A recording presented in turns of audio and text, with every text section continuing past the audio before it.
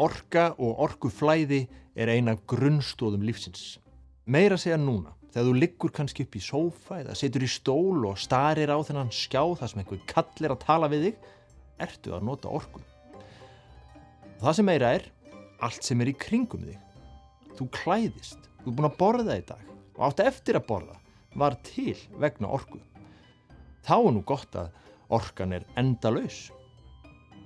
Það ekki annars?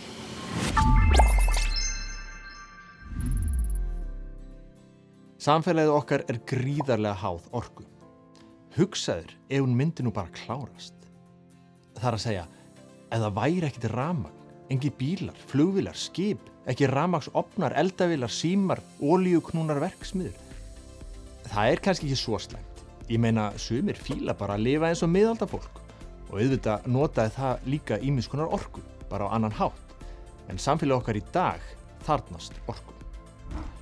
Og orka vissulega endalaus í þeirri merkingu að suma orkugjafa ekki hægt að klára. Vindur, vatn og sól til dæmis. Það þýðir samt ekki að við þurfum ekki að hugsa dæmi til enda. Við á Íslandi erum mjög heppin með það að hér getum við framleitt umhverfisvæna og endurnýjanlega orku. En sumar þjóðir hafa enga möguleika á að framleiða orku með vatnsafli, til dæmis Danmörk og Holland sem alveg flött.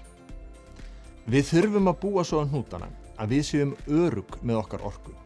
Samfélag okkar myndi til dæmis lamast ef bílar hættu skyndilega geta keyrt.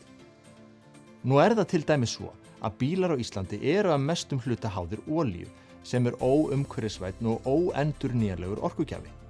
Það nauðsynlegt að gera okkur óháð olíunni.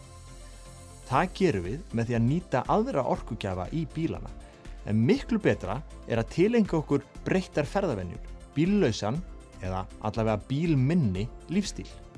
Að vinna heima, deili bílar og almenningssamgöngur geta til dæmis skila miklum árangri. Rafhjól og rafskútur að verða sífellt áhugaverðari kostur.